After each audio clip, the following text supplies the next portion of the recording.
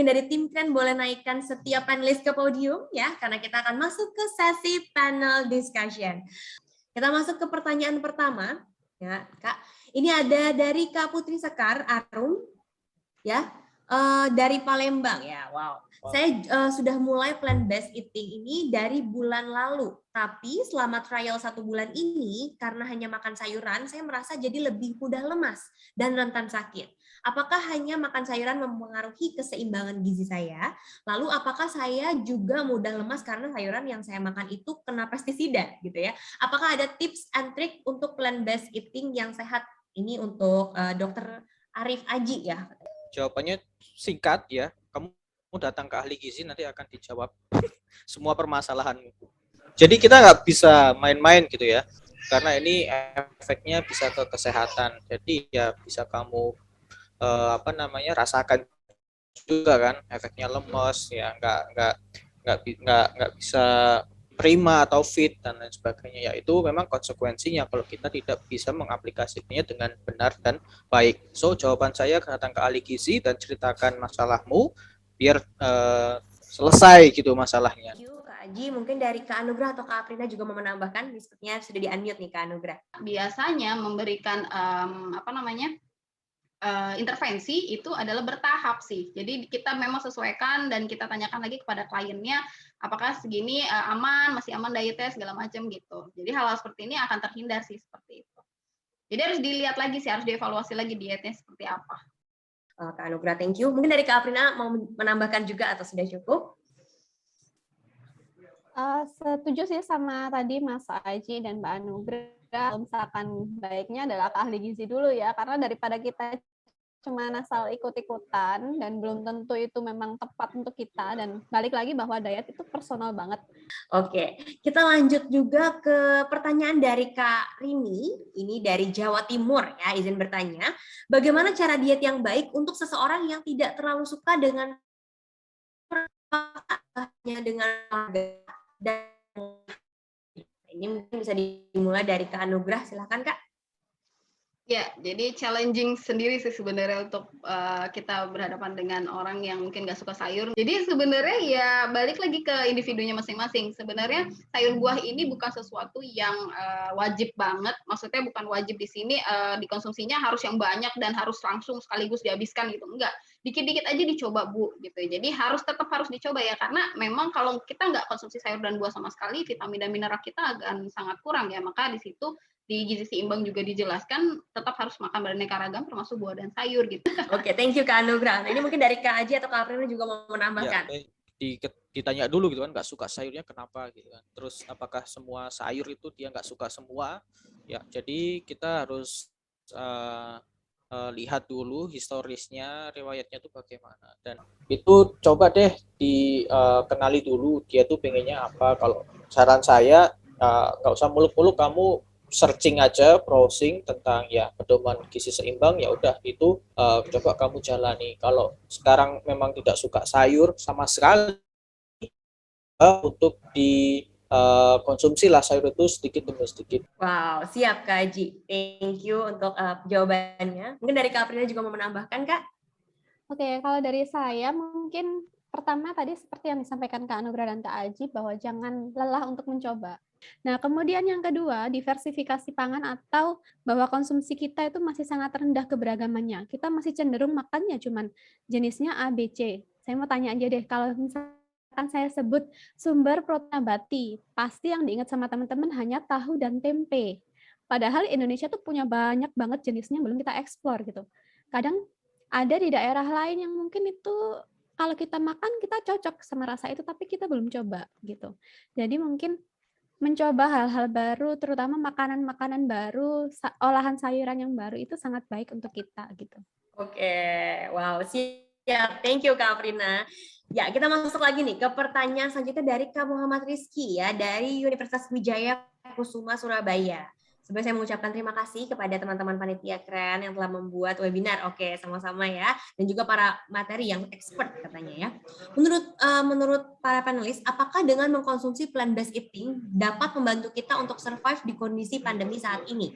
Bahkan dapat membantu kita untuk recovery dari COVID-19. Oke, jadi kalau misalkan kita membiasakan untuk makan beragam, kemudian membiasakan untuk sebenarnya memperbaiki pola makan kita gitu ya, bisa survive nggak dari pandemi ini gitu ya? Kita tahu bahwa banyak banget sebenarnya jurnal-jurnal yang bahas ini, bagaimana keterkaitan antara pola makan dengan sistem imun kita gitu ya. Mungkin ada tambahan juga dari Kak Anugrah, Kak. Jadi sebenarnya saya melihatnya dari perspektif yang justru beda. Justru di masa pandemi seperti ini, di saat kita harus ngirit, hemat ya, plant based ini adalah salah satu yang mungkin sebagai solusi teman-teman gitu ya untuk memilih atau memulai gitu ya. Kita masuk lagi nih ke Kak Aji. Mungkin ada tambahan juga nih Kak Aji. Ya, Dokter. jadi kalau survive apa enggak dari COVID ya, tetap sih kalau kita mau survive COVID ya protokol kesehatan gitu kan. Jadi konsumsi makanan itu sebagai penunjang kita ya, suportif kita. Plant-based diet bisa juga kita manfaatkan untuk mencoba untuk gaya hidup untuk meningkatkan kesehatan kita karena dari makan makanan yang bersumber dari nabati ini banyak banget vitamin dan mineral yang akan kita dapatkan gitu. Dan kita pun juga tidak terlalu strict gitu ya, tidak terlalu strict untuk nggak harus konsumsi protein hewani, tapi kita boleh. Tapi kita di sini fokusnya adalah prioritas kita itu plant-based diet. Siap, thank you Dokter Aji buat penjelasannya lagi. Ini masuk pertanyaan dari Kak Dewi ya. Banyak manfaat dari penelitian plant-based diet bagi kesehatan. Apakah di semua kelompok umur dibolehkan untuk menjalani plant-based diet ini? Apakah untuk Bu Mil dan Bu Sui ya, Bu Sui ini dibolehkan nih dan aman melakukan diet plant-based ini? Kalau ditanya apakah ini bisa diterapkan oleh seluruh kelompok usia gitu ya, kembali lagi kita nggak bisa pukul rata. Contohnya di anak-anak, kalau kita terapkan plant-based diet di anak-anak, jangan lupa bahwa serat berlebih di anak-anak itu justru bisa memicu anak-anak untuk mengalami konstipasi atau susah untuk buang air besar. Kedua, pada ibu hamil. Nah, ibu hamil dan ibu menyusui sebenarnya lebih disarankan boleh pakai diet ini ya, tetapi perhatikan lagi keseimbangan dari zat gizi lain. Jadi, ujung akhirnya adalah sebaiknya berkonsultasi secara langsung terhadap ahli gizi. Mungkin ini bisa ditambahkan juga nih dari Kak Anugrah. Silahkan Kak. Ya, setuju sama Mbak Aprin. Dan untuk ibu hamil dan menyusui, benar tetap harus berkonsultasi terlebih dahulu, karena kita nggak tahu kan misalnya resiko-resiko defisiensi zat gizi tadi, mikronutrien khususnya yang dialami ibu menyusui dan ibu hamil ini, yang nantinya akan berujung ke efeknya ke anak juga gitu, jangan sampai gitu. Jadi kalau misal kondisi kayak gitu, tetap berkonsultasi terlebih dahulu. Oke, ini pertanyaannya menyangkut ke tulang dan gigi nih ya. Bagaimana dengan kebutuhan dari Endang gitu ya? Bagaimana dengan kebutuhan kalsium yang penting untuk membentuk tulang dan gigi dan juga mencegah osteoporosis? Apakah menjalani diet vegetarian atau vegan ini berarti harus menjalani gaya hidup tertentu? Mungkin bisa dimulai dari Kak Aji, silahkan dokter. Nah, kalau kalian ingin mendapatkan jumlah kalsium yang cukup dan lain sebagainya, kalian yang mana dulu nih posisinya? Kalau misalkan vegan atau vegetarian, ya itu kalian harus mendapatkannya dari berbagai macam atau mengkomunikasikan berbagai macam sumber bahan makanan yang dari nabati, baik itu biji-bijian, kacang-kacangan, itu yang memiliki kandungan kalsium yang cukup banyak. Ya, tapi nanti ujung-ujungnya pasti akan suplemen juga.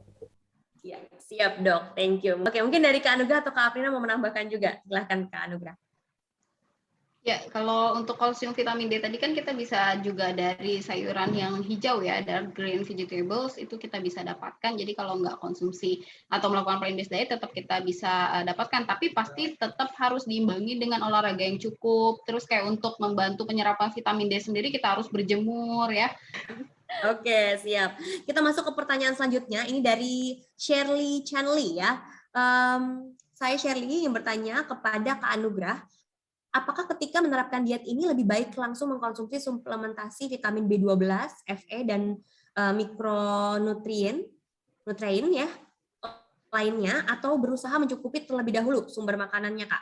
Selain itu, ingin bertanya juga kepada panelis lainnya, kemungkinan kondisi tubuh yang dapat membuat kita tidak suitable dengan diet ini. Jadi untuk mikronutrien sendiri tadi itu sebagai warning aja, itu beberapa mikronutrien yang mungkin dialami defisiensi pada pelaku plant-based diet sebenarnya. Nah, ini tetap harus kita lihat status kita juga. Jadi biasanya ada pemeriksaan, sebenarnya agak Maksudnya gold standarnya pemeriksaan darah sih untuk mengawal kayak serum vitamin D dalam darah kayak gitu ya, itu ya memang agak cukup ada biaya sih di situ, tapi memang harus dilakukan assessment itu dulu agar kita tahu nih sebenarnya kita dalam kondisi defisiensi atau tidak gitu. Jangan sampai konsumsi suplemennya nanti membuat tubuh kita malah jadi kelebihan gitu loh.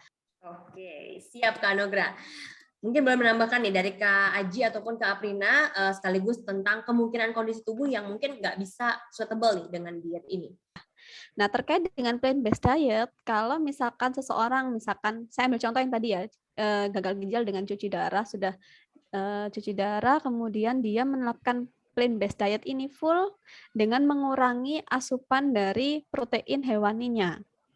Nah, ini harus hati-hati karena tadi tubuhnya sudah berbeda gitu ya. Memang kalau kita mau menerapkan kondisi diet-diet tertentu gitu ya, termasuk juga plant-based diet ini karena kita memperbesar porsi dari bahan makanan dari tumbuhan, wajib konsul dulu kalau saran saya karena kondisi tubuh kita ini selain kondisi tubuh ya, juga kesiapan mental, kemudian siap nggak sih ngadepin omongan orang sekitar, misalkan kok nggak pernah beli daging, kok beli ayamnya sedikit, jumlah keluarganya banyak, ternyata satu keluarga misalkan menganut ini. Nah, omongan orang sekitar, kemudian kesiapan tubuh dan lain-lain itu perlu disiapkan gitu. Kemudian kalau misalkan nantinya ada defisiensi harus gimana? Mungkin nggak sih terjadi defisiensi? Mungkin sekali terjadi defisiensi, terutama misalkan tadi zat besi, kemudian B12, itu kan sangat mungkin. Nah, bagaimana kalau seperti itu? Apakah harus langsung suplementasi? Hati-hati dengan suplementasi. Suplementasi ini baiknya atas rekomendasi dokter. Kenapa? Karena kita nggak bisa misalkan aku lemes nih, pasti aku kekurangan zat besi. Belum tentu. Justru misalkan ternyata zat besinya nggak kekurangan nih, tapi dia lemes karena misalkan kekurangan asam folat misalkan. Nah itu kan berbeda lagi gitu. Jadi dan bacaan hasil lab darah pun juga sebaiknya dokter yang menganalisis ya. Lalu kita masuk ke Aji nih Kak. Nah, saya lebih kebalikannya. Kondisi mana sih yang memang kita harus anjurkan kalau orang itu bisa melakukan plant-based diet, Mbak Sela. Jadi kalau kita sedang menderita diabetes mellitus, jadi plant-based diet itu salah satu gaya hidup yang bisa dicoba karena di situ karena kita bisa lebih mudah untuk mengontrol berbagai macam efek-efek dari diabetes mellitus. Karena diabetes mellitus itu bisa dikatakan ibu dari segala penyakit. Jadi karena kita DM itu akan banyak sekali komplikasinya dan komplikasi itu bisa kita cegah dan kita kurangi dengan kita melakukan plant-based diet ini. Kemudian yang kedua, untuk orang-orang yang sedang overweight atau obesitas itu boleh banget untuk bisa mencoba gaya hidup seperti ini. Oke, siap Dokter Aji. Ini pertanyaan terakhir ya, menarik juga ya dari Kak Milka. Apakah karbohidrat harus dihindari jika ingin menurunkan berat badan gitu ya? Adakah mungkin makanan yang bisa dimakan dalam jumlah yang banyak gitu ya, mungkin untuk cemilan gitu ya, tapi tetap bisa menurunkan berat badan gitu? Oke, untuk menghindari karbohidrat, itu jawabannya adalah kita harus mengkonsumsi makanan yang kita makan itu, makanan yang kita konsumsi itu harus memiliki karbohidrat, protein, lemak, vitamin, mineral yang cukup. Jadi kita nggak bisa menaik turunkan rasio salah satunya. Jadi kalau menurut saya, kalau dia memiliki kondisi medis tertentu, ya kita bisa concern ke karbohidrat karena dia memiliki masalah penyakit, contohnya diabetes mellitus yang memang agak rentan dengan kadar glukosa darah yang memang nanti akan naik ketika kita mengkonsumsi gula ya, dan gula itu memang turunan dari konsumsi makanan yang sumber karbohidrat. Nah, ternyata karbohidrat itu memiliki jenis-jenis ya, teman-teman di sini.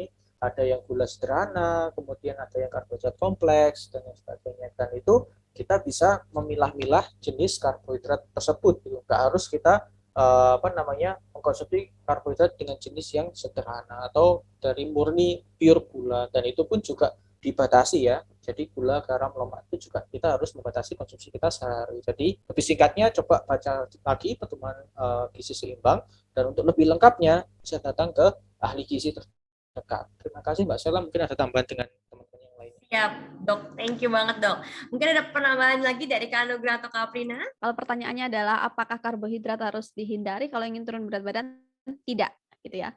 Jadi tidak. Kalau teman-teman malah tidak mengkonsumsi karbohidrat sama sekali, bisa ditanyakan ya kepada teman-teman yang sudah berolahraga, sudah ibaratnya sudah punya program olahraga. Kalau mereka justru tidak mengkonsumsi karbohidrat sama sekali, coba tanyakan bagaimana efeknya terhadap otot mereka. Pertama.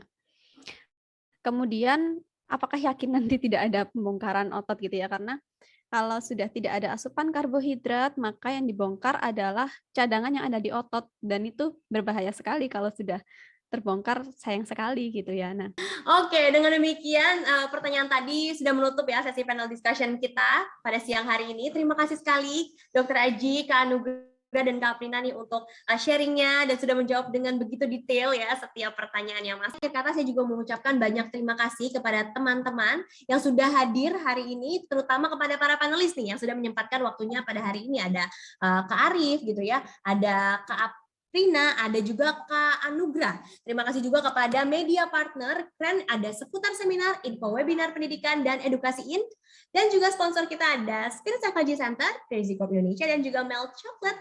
Dan juga terima kasih kepada teman-teman yang sudah join hadir ya. Mohon maaf apabila ada kesalahan kata ataupun kesalahan teknis lainnya. Berharap semoga webinar hari ini bisa bermanfaat untuk kita semua. Terima kasih dan sampai jumpa di webinar by Keren lainnya, dan juga jangan lupa pastinya untuk follow terus Instagram dari Keren ya, Instagramnya di @kerenindonesia dan juga Facebooknya di Keren Entertainment Indonesia. So stay safe, see you and bye bye.